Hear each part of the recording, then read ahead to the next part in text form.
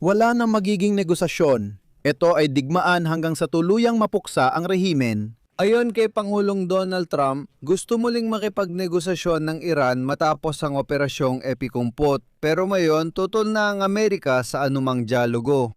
Sinabi ni Trump na ang operasyon sa Iran ay inaasahang tatagal ng 4 hanggang 5 linggo, pero posibleng masumaba pa ito. Dagdag pa ni Trump, hindi pa malinaw kung sino ang mamumuno sa Iran matapos ang pagkamatay ng pinakamataas na leader ng bansa na si Ayatollah Ali Khamenei, ngunit maaaring magtagal pa ang operasyon. Tinanggihan ni punong ministro Benjamin Netanyahu ng Israel ang ideyang tatagal ng maraming taon ang labanan tulad ng mga dating digmaan sa rehiyon. Sa parehong panahon, sinabi ng Amerikanong general na si Dan Kane na dapat maghanda sa matagalang digmaan at maraming masasawing Amerikanong sundalo. Sa kabilang banda, sinabi ng kalihim ng kataas-taasang konseho ng pambansang seguridad ng Iran na si Ali Larijani na handa ang Iran sa matagalang digmaan laban sa mga Amerikano at handa silang magbuhis ng maraming buhay ngunit hindi sila susuko. Ngayon, tatalakayin natin ang mga prediksyon at tagal ng digmaan sa episode na ito. Ako si Alexei Pichi. Sama-sama nating talakayin ang paksang ito. Pero bago tayo magsimula, hinihiling ko na mag-subscribe kayo sa channel na ito, mag-like at mag-iwan ng kahit anong komento sa episode na ito. Salamat! Malaking tulong ito sa pagpapalaganap ng YouTube content at lubos akong nagpapasalamat sa inyo. Mag-subscribe din kayo sa aking Telegram channel Pichi News. Nasa video description ng link kung saan kami naglalatala ng mga balitang natatanggap namin agad. Sinabi ni Pangulong Donald Trump na gusto ng Iran na muling makipagnegosasyon matapos ang operasyong Epikumput. Ngunit tutol na ang Amerika. Narito ang CP. Ang depensang panghimpapawid, hukbong panghimpapawid, hukbong dagat at pamunuan ng bansa ay nawala. Gusto nilang makipag-usap pero sinabi ko sa kanila na huli na. Sinabi rin ng tagapagsalita ng White House na si Caroline Leavitt ang mga layunin ng Amerika sa operasyong ito. Bukod sa pagpigil na makakuha ng sandatang nuklear, layunin din ang pagsira ng arsenal ng mga misal ng Iran. Kasama sa National Security Council ang pagpigil sa aktibidad ng teroristang grupo. Kasama ang rehimen at mga homemade na pampasabog o IED na hindi galing sa pabrika kundi gawa sa field gamit ang madaling makuhang materyales. Sa madaling salita, layunin ang tuluyang pagsira sa militar na kakayahan ng Iran at proxy forces sa reyon.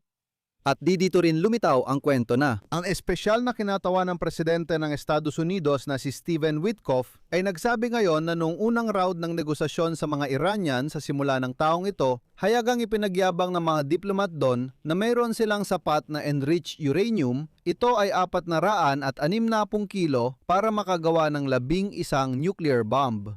Hayagang tinakot ng mga Iranian ang mga Amerikano, sinabing sapat ang enriched uranium nila at kaya nilang gumawa ng nuclear bomb, kaya dapat magbigay ng konsesyon ang Amerika. Dagdag pa ni Trump, maaaring tumagal ang digmaan. Noong Lunes, sinabi ni Trump na ang operasyon sa Iran na dapat ay 4 hanggang 5 linggo lang ay maaaring tumagal pa. Susunod, ibibigay ko ang kanyang sinabi. Malayo na ang narating natin kaysa sa plano. Pero okay lang kahit matagalan. Gagawin natin lahat ng kailangan. Dagdag ni Trump, hindi pa malinaw kung sino ang papalit sa Iran matapos mamatay si Ayatollah Ali Khamenei na napatay sa unang oras ng kampanyang militar ng Amerika at Israel. Malaki ang diferensya ng mga pagtataya kung gaano katagal ang digmaan ngayon.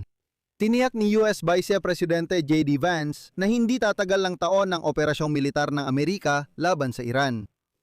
Layunin ni Pangulong Donald Trump na tiyaking hindi magkakaroon ng sandatang nuklear ang Tehran. Malinaw na sinabi ng Pangulo ang kanyang mga layunin at hindi papayadan ni Donald Trump na masangkot ang Estados Unidos sa matagal na digmaan na walang tiyak na katapusan o layunin. Hindi namin balak na madawit sa mga problemang naranasan namin sa Iraq at Afghanistan. Ang nuclear facilities ng Iran ay hindi lang para sa mapayapang uranium enrichment ayon sa rehimen ng mga Ayatollah, kundi para rin sa paggawa ng sandatang nuklear. Dagdag pa rito, sinabi ni Donald Trump na ayon sa karaniwang pamantayan, halos walang limitasyon ang ating inventaryo ng armas. Maaring ilunsad ang mga digmaan ng walang hanggan at matagumpay gamit ang ganitong inventaryo. Maganda na ang inventaryo natin ayon sa mataas na pamantayan pero hindi pa ito ang inaasahan natin. Maraming dekalidad na armas ang nakaimbak sa iba't ibang bansa. Ipinapakita nito na handa ang Estados Unidos na makipagdigmaan ng matagal kung kailangan. Samantala, umabot na sa 6 ang bilang ng mga sundalong Amerikano na namatay dahil sa mga ganting aksyon ng mga puwersang Iranian. Iniulat ito ng Central na Komando ng Estados Unidos, heto ang CP. 6 na sundalong Amerikano ang namatay sa labanan. Kamakailan, natagpuan ng mga tropang Amerikano ang mga labi ng 2 sundalong dating itinuturing na nawawala sa isang pasilidad na naapektuhan noong unang pag-atake ng Iran sa riyon. Sinabi rin ni punong ministro ng Israel Benjamin Netanyahu noong 3 ng Marso na hindi tatagal ng mga taon ang digmaan laban sa Iran. Lumawak ang labanan nang muling atakihin ng Israel ang Hezbollah na suportado ng Iran sa Lebanon habang naglunsad ng pag-atake ang Iran sa Persian Gulf kung saan may base ang Estados Unidos. Narito ang pahayag ni Netanyahu. Sinabi ko na, maaring mabilis at mapagpasya ito, maaring tumagal, pero hindi ito aabot ng taon at hindi ito walang katapusang digmaan. Kasabay nito, sinabi ng Israeli na Teniente Coronel na si Nadav Shoshani na maaring magbago ang tagal ng kampanyang militar depende sa takbo ng mga pangyayari at idinagdag na naghanda ang Israel ng pangkalahatang plano na tatagal ng ilang linggo. Sa tanong kung pwedeng magpadala ng tropang panlupa ang Israel sa Iran, sagot ni Shoshani na maliit ang posibilidad pero hindi niya ito isinantabi. Handa ang Iran sa matagalang digmaan kontra Estados Unidos ayon kay Ali Larijani, kalihim ng pinakamataas na konseho ng pambansang seguridad. Narito ang kanyang pahayag. Buong tapang naming ipagtatanggol ang aming sarili at ang aming sinaunang 6,000 taong sibilisasyon, anuman ang halaga na aming babayaran at pagsisisihan ito ng aming mga kaaway. Ang Iran, di tulad ng Estados Unidos, ay handa para sa matagal na digmaan. Ayon sa datos ng hukbong tagapagtanggol ng Islamikong Revolusyon, sa nakaraang 2 araw, inatake ng Iran ang 60 na estratehikong target at 500 militar na pasilidad ng Estados Unidos at Israel gamit ang mahigit 700 drone at daan-daang misil. Sinasabi nilang halos walang katapusan ang reserba ng Iran, kaya kahit sa mga pahayag, dumarami ang palatandaan na magtatagal ang digmaan. Lalo na't kamakailan lang ay sinabi ni kalihim ng Estado ng Estados Unidos na si Mark Rubio ng pinakamalalakas na pag-atake ng militar ng Amerika laban sa Iran ay paparating pa lamang.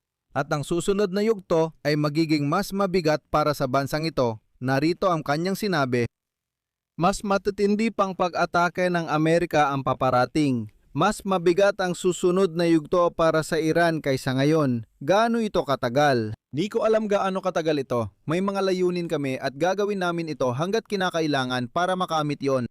Layunin ng operasyon ng Amerika na wasakin ang kakayahan ng Iran sa ballistic missiles at paggawa nito. Kasama rin ang pagtanggal ng banta mula sa kanilang hukbong dagat sa pandaigdigang seguridad.